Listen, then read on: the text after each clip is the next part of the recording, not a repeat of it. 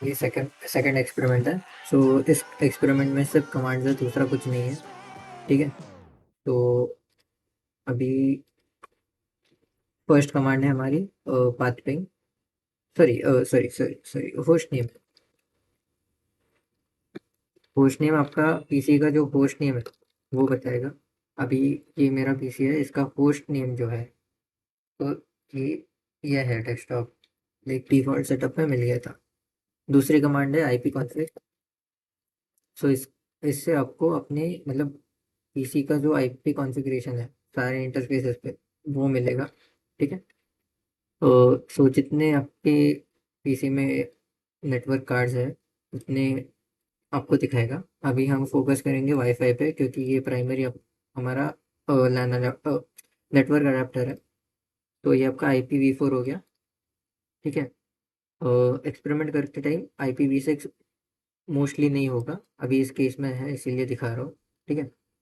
तो ये आपका IPv6 है, ये आपका IPv4 है, ये आपका subnet mask and default gateway.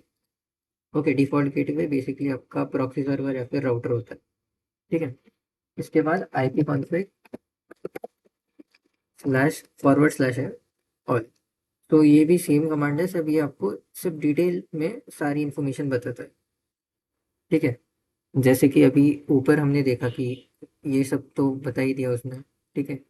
ये आपके नेटवर्क अडेप्टर का नाम बताता है, फिजिकल एड्रेस बताता है मतलब MAC address, DHCP auto configuration, ये बताता है कि आपको आईपी कब असाइन हुआ है, कब तक असाइन हुआ है आईपी एड्रेस।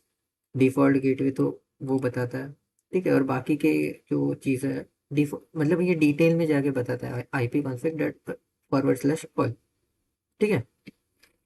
अगली कमांड है IP config forward slash release. ठीक है। ये इससे होता क्या है कि आपको जो आईपी एड्रेस असाइन हुआ है ये रिलीज कर देता है।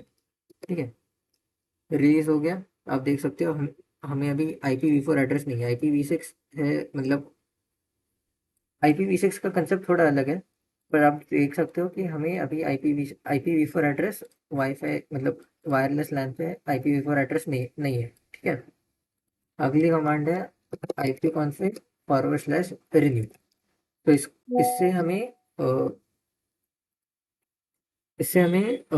फिर से आईपी एड्रेस मिल जाएगा, देख सकते हो। और इसको थोड़ा थोड़ा टाइम लगेगा क्योंकि राइट सी वापस हमें आईपी एड्रेस एलोकेट हो गया है। ठीक है। ये होने के बाद एक सेकेंड, राइट, इसके बाद कमांड है पिंग। ओके। सो पिंग से होता क्या है कि एक ICMP पैकेट होता है, वो जो आप आईपी एड्रेस या फिर जो कुछ भी आप डोमेन नेम स्पेसिफाई करते हो तो वहाँ तक वो पैकेट जाता है और वो सर्वर या फिर वो जो होस्ट है वो रिप्लाई देता है। तो मैं दिखाता हूँ, अभी हम अभी क्लाउडफ्लेयर को पिंग करके देखते हैं। ठीक है। तो रिप्लाई फ्रॉम 1.1.1, ये बाइट्स जो है ये पैकेट की साइज है। ठीक है। टाइम मतलब इस पैकेट को जाकर आने में 9 मिली सेकेंड्स का टाइम लगा है। ठीक है। एंड ये TTL मतलब टाइम टू लिव, मतलब अगर पैकेट फिर से आता नहीं है तो ये पैकेट का लाइफ टाइम कितना होगा। तो ये है, अगर ये नहीं होता तो वो पैकेट मतलब उधर ही घूमते रहता जब तक एक, अगर इन केस अगर रिस्पॉन्स नहीं मिलता। हम एक केस देख लेते हैं जहाँ से अगर लाइक रिस्पॉन्स नहीं मिलता है। 1.200 मोस्ट प्रोबेबली यहाँ पे कोई नहीं होगा। तो देखो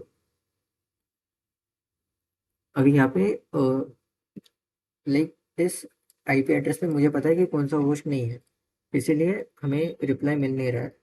ये रिप्लाई क्यों नहीं मिल रहा है, क्योंकि ये TTL है, मतलब ये पैकेट सिर्फ इतने टाइम के लिए जिंदा रहेगा। अगर ये टाइम खत्म हो जाता है तो ये आपको एरर आता है, डेस्टिनेशन इज नॉट रीचेबल। ठीक है। इसके बाद है ट्रेस राउट, मतलब TRACERT। लिनक्स में ट्रेस राउट है, विंडोज में ट्रेस RT है। ठीक है। तो डिपेंडिंग ऑन आपका मतलब जो आपका ब्रॉडबैंड प्रोवाइडर है, अभी मोस्ट प्रोबेबली कॉलेज में ही होगी एक्सपेरिमेंट, तो वो आ जाएगा। ठीक है,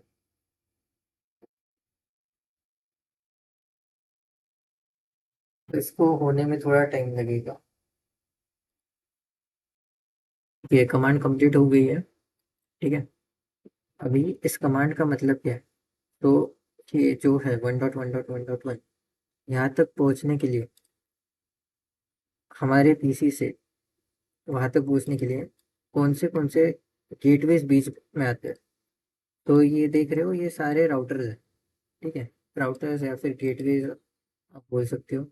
ठीक है, तो आपके पैकेट का रूट क्या है, ये आप इस कमांड से जान सकते हो। अभी देखो, ये मेरा घर का राउटर हो गया, ये अभी मेरा एयरटेल है तो एयरटेल का राउटर हो गया, ये शायद से एयरटेल का कोर राउटर है, ये भी कुछ तो भी होगा, कुछ तो भी होगा। ये इस पॉइंट पे आएगी, इस क्लाउड फ्लेयर में एंट्री कर रहा है पैकेट, एंड ये अपना डेस्टिनेशन क्लाउड फ्लेयर के अंदर 1.1.1.1। ठीक है, तो ऐसे होता है। ठीक है, आपको समझ गया होगा, ये घर का राउटर है, ये एयरटेल का राउटर है, एयरटेल का कोर राउटर, ये आप देख सकते हो। ठीक, और डिपेंड करेगा आप कौन सा मतलब यूज़ कर रहे हो, और सर्विस प्रोवाइडर उस पर डिपेंड करता है। इसके बाद कमांड है अपनी, एक सेकेंड, ट्रेस आउट के बाद होता है पाथ पिन। इस कमांड को रन होने में थोड़ा सा टाइम लगेगा, तो हम इसको दूसरे टाइम में रन करते हैं।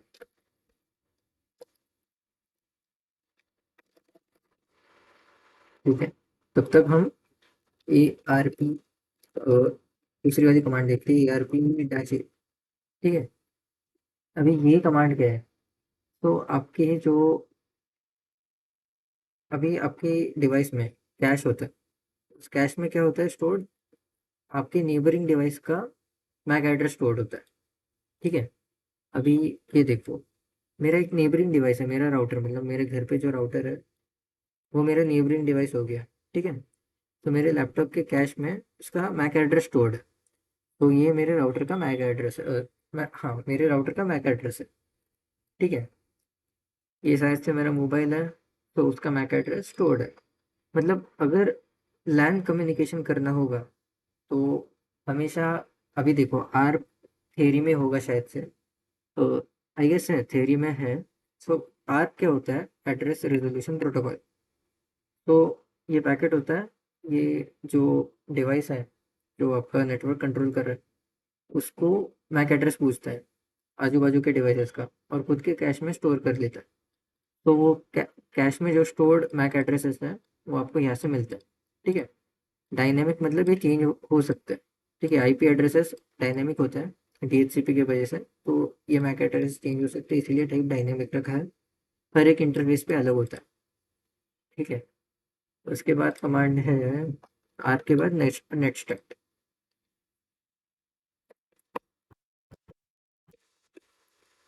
सो अभी ये बताता है कि आपके कनेक्शंस कहाँ कहाँ एस्टेब्लिश्ड है, मतलब आपका पीसी है वो किस किस के साथ कम्युनिकेट कर रहा है। ठीक है, तो ये फॉरेन एड्रेस हो गया, तो मेरा ये मेरा मेरे पीसी का आईपी एड्रेस है वो। ठीक है, ये इस पोर्ट के थ्रू ये से इस आईपी एड्रेस के साथ कम्युनिकेट कर रहा है। ठीक है, तो ये सब दिखाता है, मतलब आपका पीसी कौन से आईपी एड्रेस के साथ कम्युनिकेट कर रहा है, वो आपको इस कमांड के थ्रू दिख जाता है। ये IPv6 पे हो रहा है, ये IPv4 पे हो रहा है।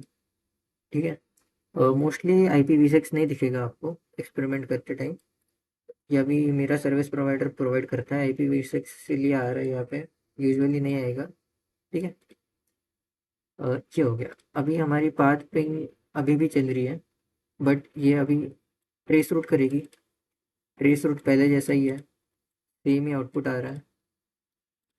ठीक है, स्टैटिस्टिक्स आने में थोड़ा टाइम लगता है, सो आपको थोड़ा पेशेंस रखना पड़ेगा। सो अभी हमारा पाथ पिंग कंप्लीट हो गया है, ये ट्रेस रूट जैसा ही होता है बट एकदम डिटेल में होता है, मतलब अभी ये डायग्नोसिस के लिए यूज होता है। ठीक है, ये नॉर्मल अपना ट्रेस रूट हो गया, उसके बाद फिर से सारा डिटेल में मिलता है, मतलब ये डिवाइस रिस्पॉन्ड करने में कितना टाइम ले रहा है, ये वाला राउटर एयरटेल का कितना टाइम ले रहा है, इनका कोर राउटर 10 मिली सेकेंड ले रहा है। तो यहाँ पे हमें समझता है कि कहाँ पे हमारे नेटवर्क में एग्जैक्टली प्रॉब्लम आ रही है। तो अभी देखो क्लाउड फ्लेयर पे लॉस्ट एक पैकेट मतलब 1% पैकेज लॉस हो रहा है, मतलब कुछ तो भी, मतलब सही नहीं, मतलब 1% is not a significant amount, but अगर कुछ तो भी ज़्यादा रहता, लाइक 50% के ऊपर, तो हम कह सकते थे कि यहाँ पे कुछ तो भी प्रॉब्लम चल रही है। तो पाथ पिंग हमें नेटवर्क डायग्नोसिस में बहुत मदद करता है। ठीक है, इस एक्सपेरिमेंट में इतना ही था, सिर्फ कमांड्स ही है, बाकी कुछ नहीं है।